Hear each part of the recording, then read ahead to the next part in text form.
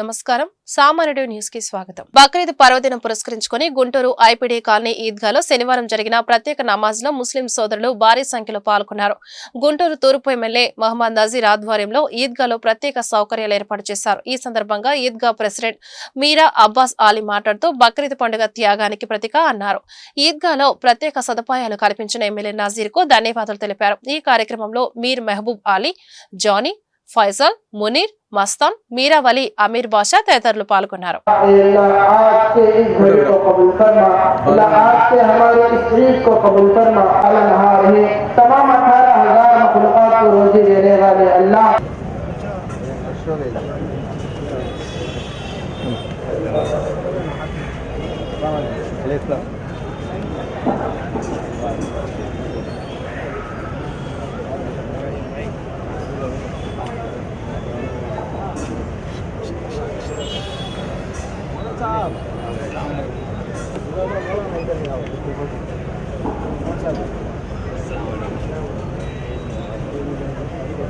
అందరికీ నమస్కారము.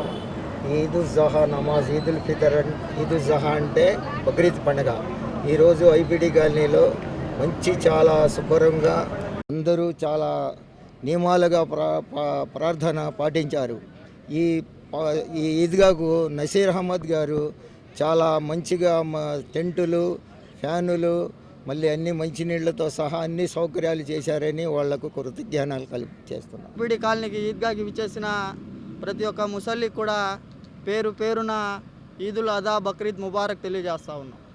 అదేవిధంగా గతంలో 25 సంవత్సరాలలో ఎన్నడూ లేని విధంగా బక్రీద్ పండగ వస్తే ఎప్పుడు కూడా మసీదు డబ్బులతో, మసీదు ఖర్చులతో, సొంత మసీదు యొక్క సొంత నిధులతో, చందాలతో బక్రీద్ పండగ చేసుకునే పరిస్థితి జరిగేది.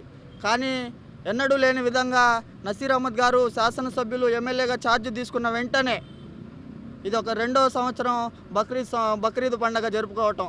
ప్రభుత్వం తరపు నుండి కూడా, ప్రభుత్వం తరపున షామియానాలు కానివ్వండి, కార్పెట్స్ కానివ్వండి, కూలర్లు కానివ్వండి, కుర్చీలు కానివ్వండి, ఇక్కడికి విచ్చేసే ప్రతి ఒక్క ముసలికి, పెద్దవారికి, ముసలివారికి, పిల్లలకి చిన్న చితక ఏ ఒక్క అసౌకర్యం కలగకుండా కూడా జరగటం, మంచినీళ్ళతో సహా జరగటం శుభసూచకంగా భావిస్తూ ఎన్నడూ లేని విధంగా బక్రీద్ పండుగకి కూడా ప్రభుత్వం తరపు నుండి నిధులు కేటాయించి అదేవిధంగా మసీదు యొక్క ₹1 ఖర్చు కూడా లేకుండా ప్రభుత్వం తరపు నుండి నిధులు ఇప్పించి మైక్ సెట్ కానివ్వండి అన్ని ఏర్పాట్లు చేసిన గౌరవ శాసనసభ్యులు వారికి హృదయపూర్వక సంగడిగుంట ముసల్లీల తరపు నుండి ఐపీడీ కాలనీ కమిటీ ప్రెసిడెంట్ మీర్ అబ్బాస్ అలీ గారి తరపు నుండి కూడా ప్రతి ఒక్క ముసల్లీల తరపున, ప్రతి ఒక్కరి తరపు నుండి కూడా పేరు పేరున ధన్యవాదాలు, కృతజ్ఞతలు తెలియజేస్తూ ఉన్నా. అంతేకాకుండా ఈరోజు శాసనసభ్యులు మైనార్టీ సంక్షేమం గురించి అసెంబ్లీలో ఎన్నడూ లేని విధంగా మాట్లాడుతూ ఉన్నారు. మైనార్టీలే అభివృద్ధి లక్ష్యంగా ముందుకు సాగుతూ ఉన్నారు. అదేవిధంగా రాబోయే రోజుల్లో మా యొక్క ఈద్గాకి ఎన్నడూ లేని విధంగా అభివృద్ధి పదంలో సహాయ సహకారాలు ప్రభుత్వం తరపు నుండి అందించాలని మనస్ఫూర్తిగా కోరుకుంటూ మరి ఒక్కసారి ఆయనకి షామియానాలు, కార్పెట్స్, కూలర్లు కేటాయించినందుకు, బక్రీద్ పండగకు పండగ వాతావరణంగా జరుపుకున్నందుకు మరి ఒక్కసారి కమిటీ తరపు నుండి, మీర్ అబ్బాస్ అలీ గారి తరపు నుండి, ముసల్లీల తరపు నుండి హృదయపూర్వక ధన్యవాదాలు, కృతజ్ఞతలు తెలియజేస్తా ఉన్నాను. గుంటూరు నగరంలో ముస్లిం సమాజం అత్యంత భక్తి శ్రద్ధల నడుమ బక్రీద్ పర్వదినాన్ని నిర్వహించుకుంది. ఆంధ్ర ముస్లిం కళాశాల ఈద్గాలో జరిగిన ప్రత్యేక నమాజ్ కార్యక్రమంలో ముస్లిం సోదరులు పెద్ద సంఖ్యలో పాల్గొన్నారు. ఈ సందర్భంగా గుంటూరు తూర్పు ఎమ్మెల్యే మహమ్మద్ నజీర్ గుంటూరు నగరవాసులకు బక్రీద్ శుభాకాంక్షలు తెలిపారు. బక్రీద్ పర్వదినం త్యాగానికి, విశ్వాసానికి, శాంతికి నిర్వచనమన్నారు. రాష్ట్ర ముఖ్యమంత్రి చంద్రబాబు నాయుడు పాలనలో రాష్ట్ర అభివృద్ధి, ప్రజా సంక్షేమం పరుగులు తీస్తోందన్నారు. ముస్లిం సమాజం అభివృద్ధికి కూటమి ప్రభుత్వం కట్టుబడి ఉందన్నారు. పేదరికం లేని సమాజం కోసం రాష్ట్ర ప్రభుత్వం అనేక కార్యక్రమాలు అమలు చేస్తోందని వివరించారు.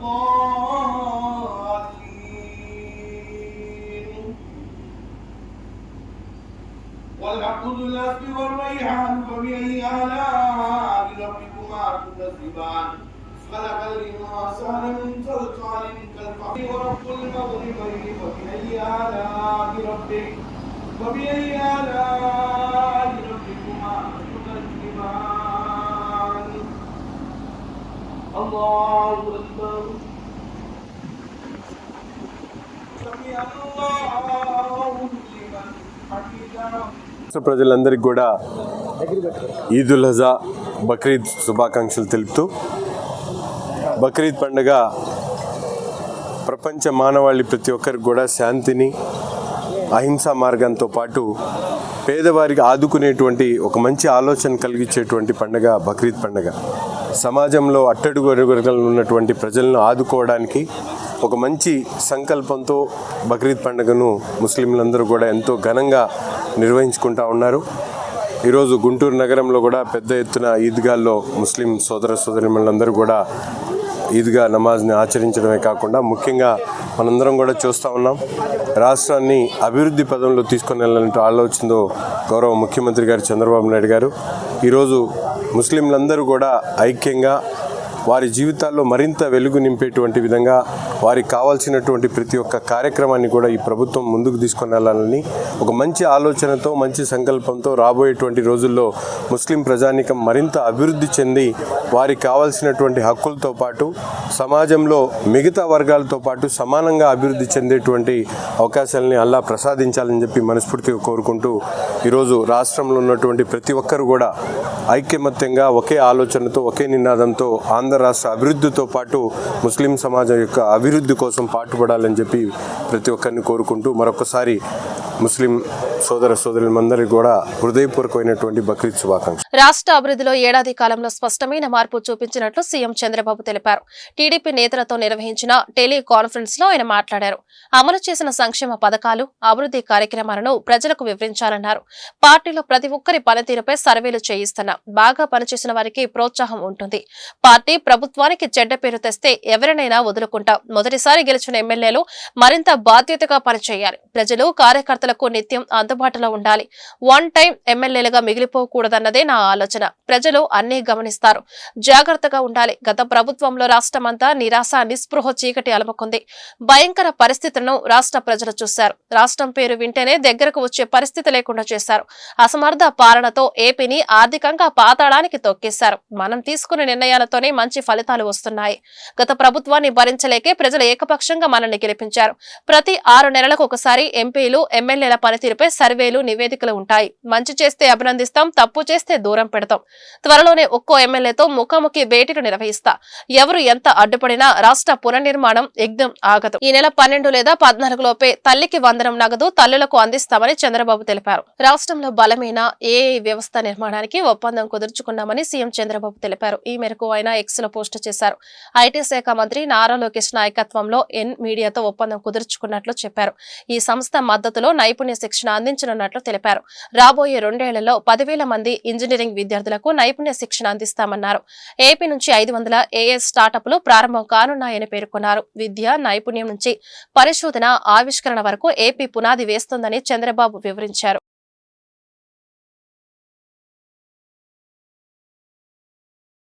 పార్టీలో చేరికలపై టీడీపీ రాష్ట్ర అధ్యక్షులు పల్లా శ్రీనివాసరావు పలు సూచనలు చేశారు. పార్టీ అధినేత సీఎం చంద్రబాబు ఆదేశానుసారం ఇతరులను చేర్చుకునే ముందు తప్పనిసరిగా పార్టీ కేంద్ర కార్యాలయానికి తెలపాలన్నారు. పార్టీలోకి వస్తామనే వారిపై పూర్తిగా విచారణ చేశాకే ఆహ్వానించాలని చెప్పారు. వివిధ హోదాల్లో ఉన్న నాయకులు అంతా ఈ విషయం గమనించాలని సూచించారు. ఈ మేరకు పల్లా శ్రీనివాసరావు ప్రకటన విడుదల చేశారు. రాష్ట్రంలో రెడ్ బుక్ రాజ్యాంగంతో భయాందోళనలు సృష్టిస్తున్నారని వైసీపీ రాష్ట్ర కోఆర్డినేటర్ సజ్జల రామకృష్ణారెడ్డి ఆరోపించారు. వైసీపీ కార్యకర్త లక్ష్మీనారాయణపై అక్రమ కేసులు పెట్టడంతో తీవ్ర మనస్తాపం చెందారని తెలిపారు. పొలిటికల్ బాసులు చెప్పినట్లు పోలీసులు నడుచుకుంటున్నారని విమర్శించారు. గుంటూరు రమేష్ ఆసుపత్రిలో చికిత్స పొందుతున్న లక్ష్మీనారాయణను వైసీపీ రాష్ట్ర కోఆర్డినేటర్ సజ్జల రామకృష్ణారెడ్డి పార్టీ నేతలు పరామర్శించారు. అనంతరం సజ్జల రామకృష్ణారెడ్డి మీడియాతో మాట్లాడుతూ చంద్రబాబు నాయకత్వంలో కూటమి ఏర్పాటై ఏడాది అయింది. ఎన్నికలకు ముందు వారి పాలన డిఫరెంట్ గా ఉంటుందన్నారు. రెడ్ బుక్ రాజ్యాంగం అమలు చేస్తున్నారు. పోలీస్ వ్యవస్థను ప్రైవేటు ఆర్మీల తయారు చేసి ప్రత్యర్థులపై దాడులు, తప్పుడు కేసులు పెడుతున్నారు. రోజుకి కనీసం 10 తప్పుడు కేసులు పెడుతున్నారు. అరాచక శక్తులు, గూండాలు చేసే పనులు పోలీసులు చేస్తున్నారు. ఒక్క మాటలో చెప్పాలంటే ఆర్గనైజ్ క్రైమ్ చేస్తున్నారు. క్రిమినల్ గ్యాంగ్ కు యూనిఫామ్ వేస్తున్నట్లుందని ఆయన వ్యాఖ్యానించారు. దాంట్లో అలహాబాద్ హైకోర్టు 50 ఏళ్ల క్రితం చేసిన వ్యాఖ్యను ఉటంకిస్తూ కోర్టు చేస్తూ ఎన్హెచ్ఆర్సీ కామెంట్ చేసింది. అప్పట్లోనే చేశారు. ఒక ఆర్గనైజ్డ్ సిస్టమాటిక్ శాంతి భద్రతలను కాపాడాల్సిన వ్యవస్థ పొలిటికల్ బాసెస్ చెప్పినట్టు దానికి అనుగుణంగా మారితే ఆ తర్వాత అదే చట్టాన్ని చేతిలోకి తీసుకుంటే పరిస్థితి ఎంత ఘోరంగా ఉంటుందంటే ఒక క్రిమినల్ గ్యాంగ్కు యూనిఫామ్ వేసినట్టు ఉంటుంది అని అన్నారు. దాన్ని కోర్టు చేస్తూ మళ్ళీ ఎన్హెచ్ఆర్సీ ఈ మధ్య ఒక జడ్జిమెంట్లో చెప్పింది. దానికి 200% ఎక్కువ ఈరోజు ఇక్కడ పరిస్థితి కనపడుతుంది. ఈరోజు మేము ఇక్కడికి వచ్చి చూసిన వ్యక్తి లక్ష్మీనారాయణ అనే వైఎస్ఆర్సీపీ సానుభూతి పరుడు. ఏ పార్టీ సానుభూతి పరుడో ఏ పార్టీ కార్యకర్త కూడా ఇక్కడ ఇష్యూ కాదు. దీంట్లో క్యాస్ట్ను కూడా తీసుకొచ్చాడు. ఎవడు తెచ్చినోడు పొలిటికల్ లీడరో ఇంకోడో లేకపోతే కుల సంఘం నాయకుడో కాదు, ఓ డిఎస్పీ. ఈ సాక్షాత్తు ఈయన వీడియోలో చెప్పిన మాటల్లోనే వస్తుంది. నువ్వు ఫలానా కులం వాడివి కాదా, ఈ పార్టీతో ఎట్టున్నావు. డిఎస్పీకి ఏం పని నాకు అర్థం కావట్లేదు. అసలు డిఎస్పీ పంచాయతీ చేయడం ఏంది? 50 ఏళ్ల క్రితం వినేవాళ్ళం ఇట్లాంటివి. ఎమర్జెన్సీ, ఆ తర్వాత ఎక్స్ట్రీమిజం మొదలయ్యాక, పోలీసులకు ఎక్స్ట్రాడినరీ పవర్స్ ఇచ్చాక, వాటి ముసుగులో వాళ్లే సొంతంగా జడ్జిమెంట్లు ఇవ్వడం, వాళ్లే పంచాయతీలు చేయడం, వాళ్లే శిక్షలు వేయడం మొదలయ్యాయి. అలాంటిది నుంచి ఊపిరి పీల్చుకుంటూ ఒక 10-15 ఏళ్ళుగా పోలీస్ అంటే ఫ్రెండ్లీ, సిటిజన్ ఫ్రెండ్లీ పోలీస్ అనేది కాన్సెప్ట్ వచ్చి బాగా ముందుకు పోతున్న దశలో జగన్మోహన్ రెడ్డి గారి ఆధ్వర్యంలో దాన్ని పూర్తి 100% ఇంప్లిమెంట్ చేస్తున్న దశలో దాని నుంచి ఒక్కసారి తిప్పి మళ్ళీ 50 ఏళ్ళ వెనక్కు ఒక అప్రకటిత ఎమర్జెన్సీ, ఆ సిచ్యువేషన్ ఈరోజు కనపడుతుంది. నీ చేతిలో ఒక పవర్ఫుల్ వెపన్ ఉండి దాన్ని చట్టాన్ని ప్రొటెక్ట్ చేయడానికి, ఇంప్లిమెంట్ చేయడానికి ఉండాల్సిన దాన్ని పొరపాటున కన్నా నువ్వు ఇటు తిప్పితే ఎంత ఘోరంగా ఉంటుందంటే, ఎందుకు క్వశ్చన్ చేసేవాడు ఉంటుంది, ఇక్కడ క్వశ్చన్ చేయలేము. ఎవడైతే అరాచకం జరిగిన చోట ప్రొటెక్ట్ చేయాల్సిన వాడే తనే అరాచక శక్తి అయితే ఇంకెవరి దగ్గరికి పోతారు? ఇది బలమైన పొలిటికల్ పార్టీ కార్యకర్తలు, నాయకులకి ఈ పరిస్థితి ఉంటే సామాన్యుడి పరిస్థితి ఏంటి? తుళ్లూరులో రాజధాని రైతులు, మహిళలు ఆందోళనకు దిగారు. సాక్షి ఛానళ్లపై వైసీపీ నేతలు పనిగట్టుకుని అమరావతిపై విష ప్రచారం చేస్తున్నారంటూ ఆగ్రహం వ్యక్తం చేశారు. విష ప్రచారంపై కార్యాచరణ కోసం శనివారం రైతులు, మహిళలు సమావేశమయ్యారు. అమరావతి దేవతల రాజధాని కాదు, అది వేశ్యల రాజధాని అంటూ సాక్షి ఛానల్లో జర్నలిస్టు కృష్ణంరాజు నోరు పారేసుకున్నారు. ఇటువంటి చర్చ పెట్టినందుకు కొమ్మినేని శ్రీనివాసరావుపై అటువంటి వ్యాఖ్యలు ప్రసారం చేసినందుకు సాక్షి యాజమాన్యం మీద చట్టపరంగా కేసు నమోదు చేసి అరెస్టు చేయాలని రైతులు, మహిళలు డిమాండ్ చేస్తున్నారు. ఇందులో భాగంగా తుళ్లూరు ఉద్యమ శిబిరం నుంచి పోలీస్ స్టేషన్ వరకు ర్యాలీ నిర్వహించారు. ఆపై పోలీస్ స్టేషన్ లో కృష్ణంరాజు సాక్షిపై ఫిర్యాదు చేశారు. రాజధాని ప్రాంతం మహిళలను అవమానించిన వారిపై కఠిన చర్యలు తీసుకోవాలని విజ్ఞప్తి చేశారు.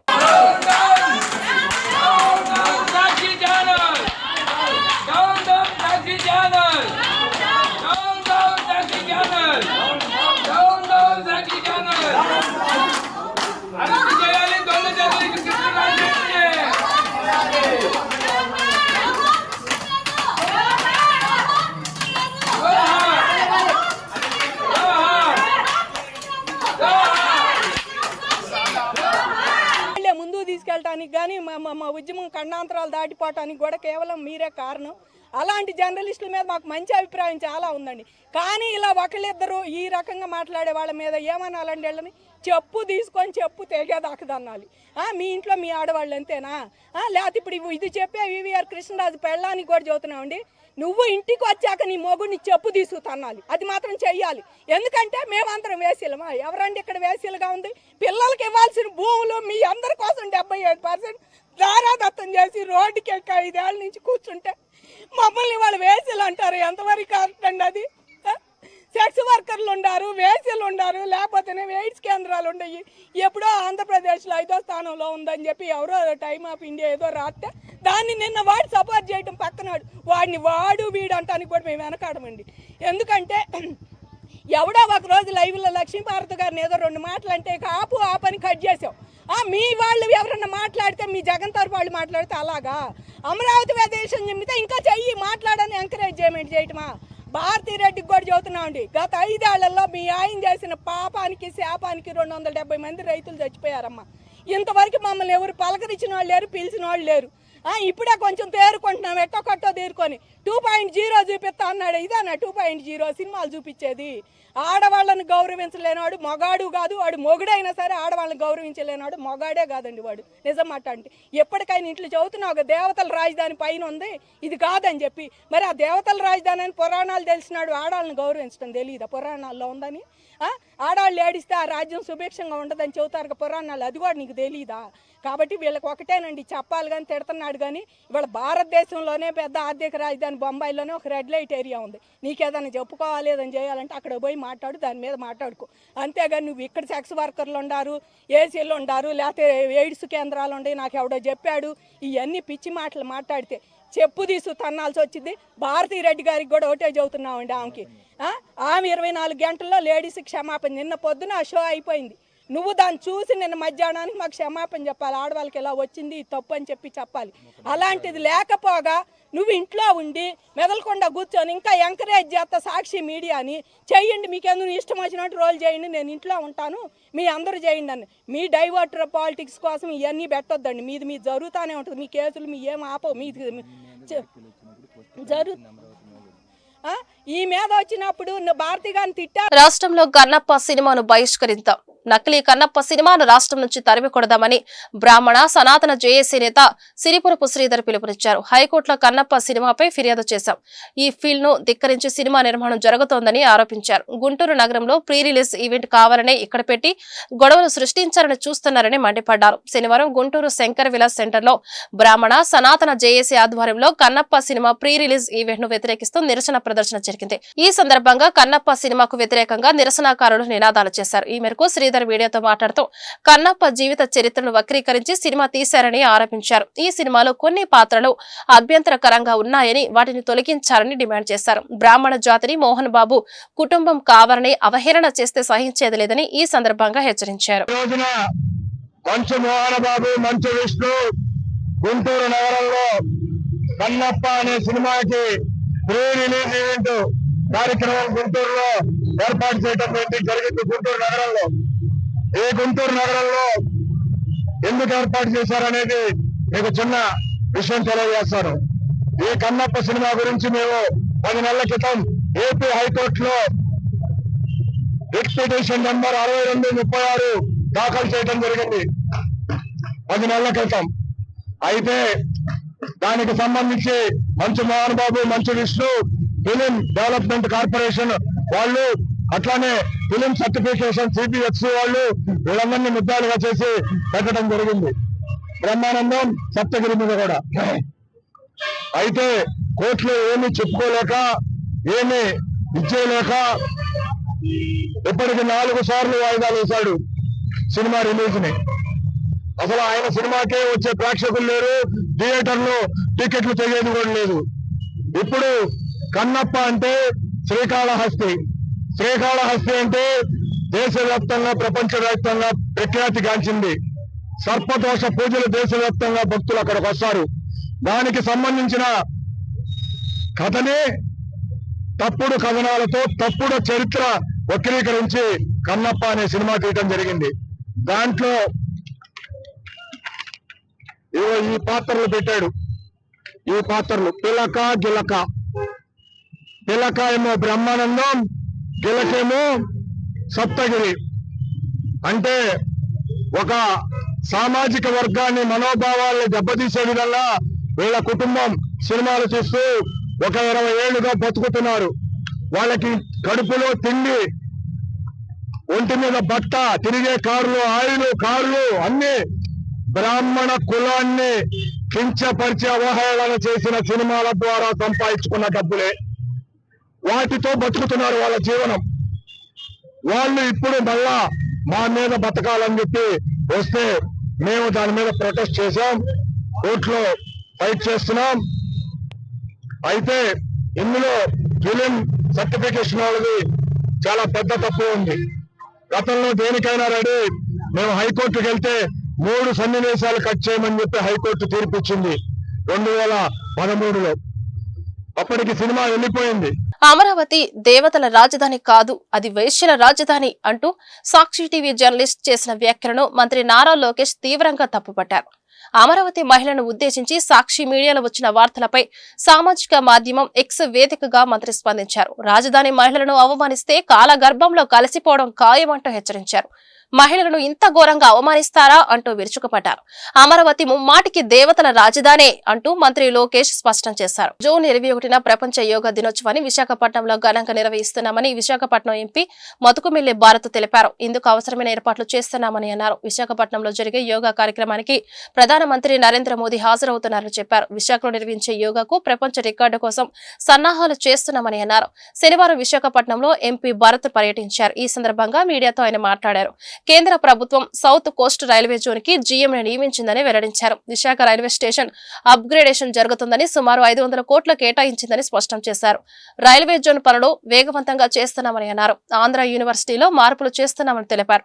ఖచ్చితంగా మార్పులు ఉంటాయని వివరించారు. స్టీల్ ప్లాంట్ కాంట్రాక్ట్ కార్మికులను తొలగించింది వాస్తవమేనని, అవసరమైన మేరకు కార్మికులను విధుల్లో ఉంచి మిగతా వారిని తొలగిస్తున్నామని వెల్లడిస్తున్నారు. కోస్ట్ రైల్వే జోన్ కి ఒక జనరల్ మేనేజర్ అపాయింట్ చేయడం జరిగింది.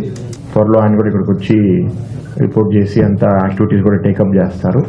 సందీప్ మాథూర్ గారని, ఆయన IRSSC ఇప్పుడు ప్రస్తుతం PED సిగ్నల్ మోడర్నైజేషన్ రైల్వే బోర్డులో పనిచేస్తున్నారు.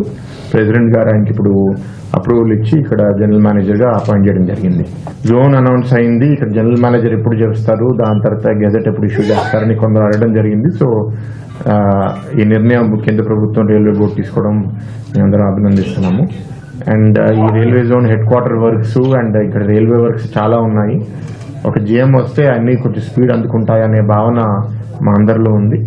సో ఆయన రావడం మా అందరికి సంతోషంగా ఉంది. అండ్ ఈ రైల్వే స్టేషన్ అప్గ్రేడేషన్ ఇంచుమించు almost 500 crores Vizag railway station upgradation కూడా కొంత కోర్ట్ స్టే వల్ల మనకి ఆల్మోస్ట్ ఒక 8 months డిలే అయింది. అది కూడా ఇవాళ క్లియర్ అయ్యి కాంట్రాక్టర్ కూడా గ్రీన్ సిగ్నల్ రైల్వే ఇక్కడ లోకల్ రైల్వే డిపార్ట్మెంట్ కూడా ఇవ్వడం జరిగింది. 18 to 21 months మన Vizag station upgradation including additional lines, అంటే ప్రస్తుతం ఇప్పుడు ఉన్న లైన్స్ కన్నా ఇంకో 6 lines యాడ్ చేయాలనే దాంట్లో పనిచేస్తున్నారు. 14 lines ఫైనల్గా మనకి ఉండబోతున్నాయి కొత్త రైల్వే స్టేషన్ అప్గ్రేడ్ అయిన తర్వాత. That is one major issue అండి. ప్రత్యేకంగా కొందరు ప్రతిపక్షంలో ఉన్న వాళ్ళు కూడా జోన్ ఇచ్చారు కానీ జీఎం లేదని ఆ ఆరోపణలు కూడా ఇక్కడితో ముగిస్తాయి అనుకుంటున్నారు. ప్రజల మనోభావాలకు అనుగుణంగా పాలన అందించే గుణం NDA DNAలోనే ఉందని వైద్యారోగ్య శాఖ మంత్రి సత్యకుమార్ యాదవ్ అన్నారు. కూటమి ప్రభుత్వం మొదటి ఏడాది పాలనలో ఆరోగ్య ఆంధ్రప్రదేశ్ దిశగా చేసిన ప్రయత్నాలు, వచ్చిన ఫలితాలపై ఆయన మీడియా సమావేశం నిర్వహించారు. కూటమి ప్రభుత్వం వచ్చిన తర్వాత ఏడాదిలోనే primary health care, critical care, diagnostic సెంటర్లు కొత్తగా నిర్మించామన్నారు. గ్రామీణ ప్రాంతాల్లో ఇళ్ల వద్దకే వైద్య సేవలు అందుబాటులోకి తెచ్చినట్లు మంత్రి తెలిపారు. సిబ్బంది అధికారుల నుంచి కింది స్థాయి దాకా అందరి సహకారంతో మేము తెచ్చిన మార్పు, ప్రజలకే అందుతున్న నాణ్యమైన సేవలు, మౌలిక సదుపాయాల కల్పన, డయాగ్నోస్టిక్ ఎక్విప్మెంట్ పెంపు, ముఖ్యంగా జవాబుదారీతనం, ఒక క్రమశిక్షణ, సమయానికి డ్యూటీకి రావడం, పేషెంట్ల పట్ల కంపాషనేట్గా వాళ్ళకి సేవ చేయడం, జనరస్గా ఉండడం, ఇవి ఈ సంవత్సర కాలంలో మేము తీసుకొచ్చాం. మొట్టమొదటిగా ఈ ప్రైమరీ హెల్త్లో నేషనల్ హెల్త్ మిషన్ కింద 30 రకాల పథకాలు, స్కీములు ఉన్నాయి.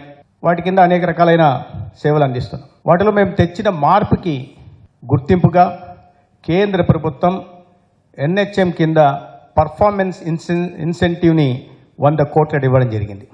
నరేంద్ర మోడీ గారి నేతృత్వంలో గ్రామీణ ప్రాంతంలో మెరుగైన వైద్య సేవలు అందించాలనే ఉద్దేశంతో తీసుకొచ్చిన ఆయుష్మాన్ ఆరోగ్య మందిర్లు దేశవ్యాప్తంగా 1,75,000 దాకా ఏర్పాటు అవుతే రాష్ట్రంలో 10,032 ఏర్పాటు చేయడం జరిగింది. గత ప్రభుత్వం 6,000 ఆయుష్మాన్ ఆరోగ్య మందిర్ని విలేజ్ హెల్త్ క్లినిక్ల పేరుతో నిర్మించడానికి సంకల్పించగా 3,105 ఆయుష్మాన్ ఆరోగ్య మందిర్లని రాష్ట్ర వ్యాప్తంగా మాత్రమే నిర్మించి మిగిలినవన్నీ వివిధ దశల్లో వదిలేసింది.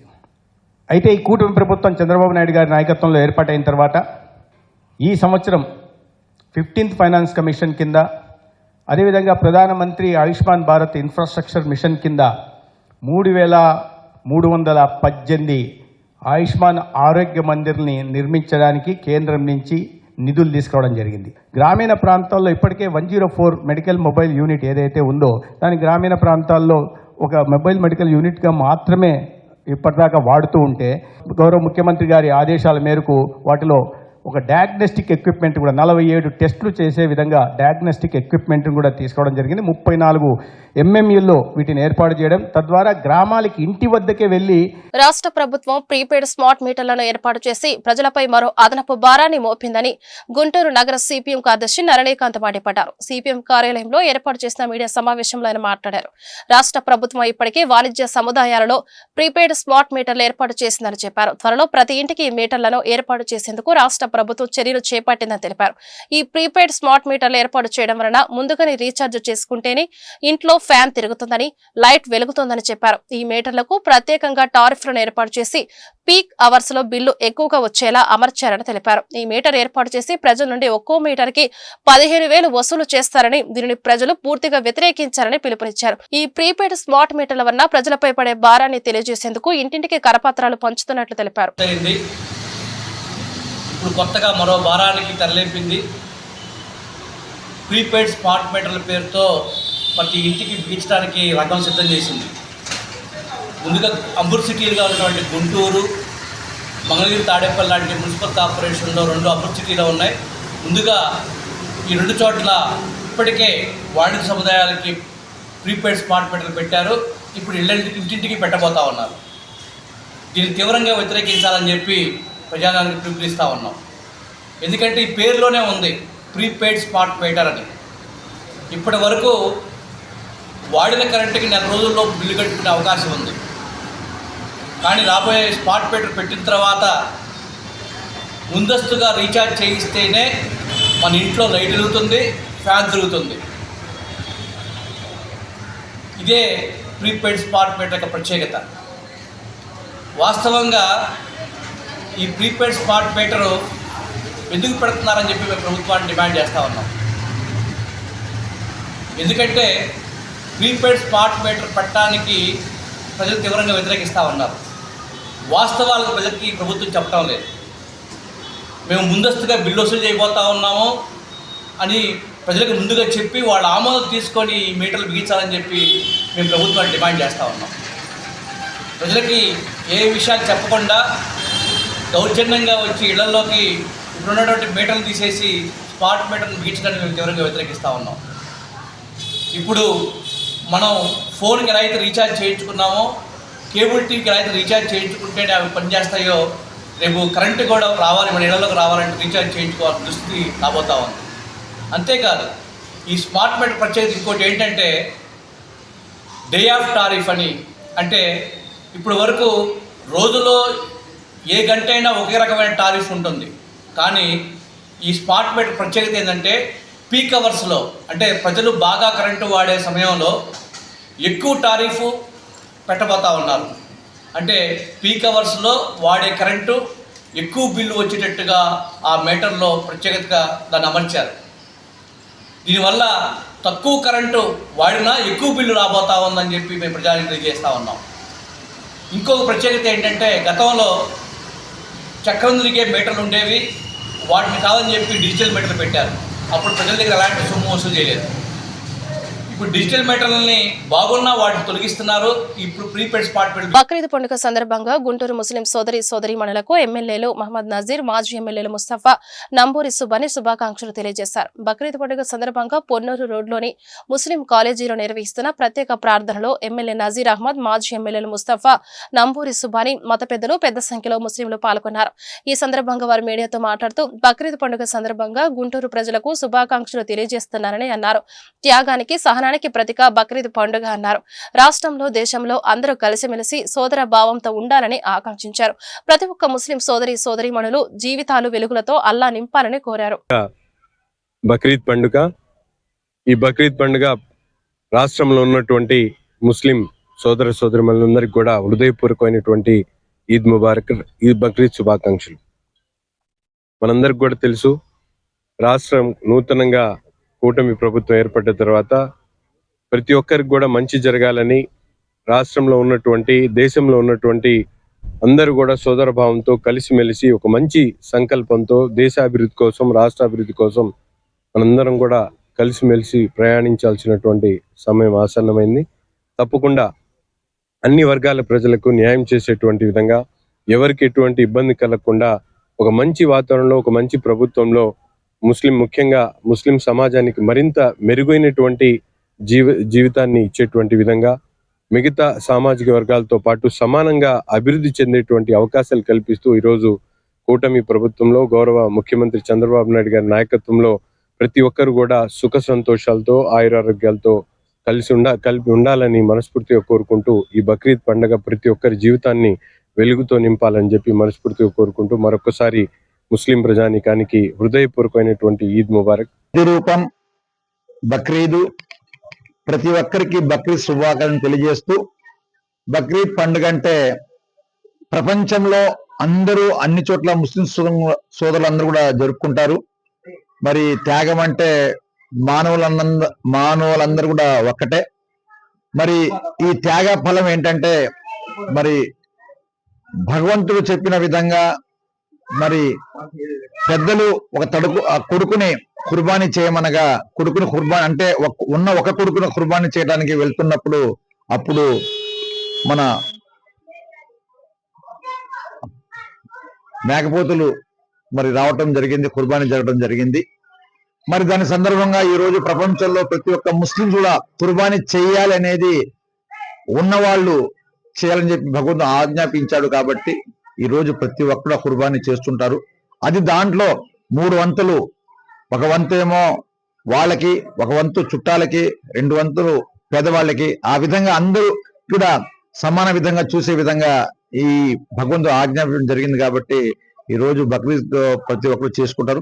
మానవులందరూ ఒకటే కాబట్టి మనం అందరం కలిసిమెలిసి ఉండటమే గొప్పతనం. ఎందుకంటే ఎవరు శాశ్వతం కాదు. ఈ రోజు నేను పోయినా ఇంకో 10 సంవత్సరాల తర్వాత ఇంకోళ్ళు పోవాల్సిందే, తప్పదు. కాబట్టి మనం అందరం కలిసిమెలిసి ఉండి భగవంతుడు చెప్పిన విధంగా నడుచుకుంటే ఆ భగవంతుడు ఆశీస్సులు ఎప్పుడు మనకు ఉంటాయి అనేది అది వాస్తవం. ఎవరు చెప్పినా చెప్పకపోయినా మనం మంచి చేస్తే మంచి జరుగుతుంది. గుంటూరు డిస్టిక్ ప్రజలందరికీ కూడా బక్రీద్ శుభాకాంక్షలు తెలియజేస్తున్నాను. గత 32 సంవత్సరాల నుంచి ఆంధ్ర ముస్లిం కళాశాల మెయింటైన్ చేస్తుంది. ఇది వేల మంది సంఖ్యలో ముస్లిం ప్రజలు వచ్చి ప్రార్థన చేసుకుంటారు. అలాగే కొంత ప్రభుత్వం వారు కూడా మాకు తోడ్పడుతున్నారు. వారికి కూడా ధన్యవాదాలు తెలుపుతున్నాను.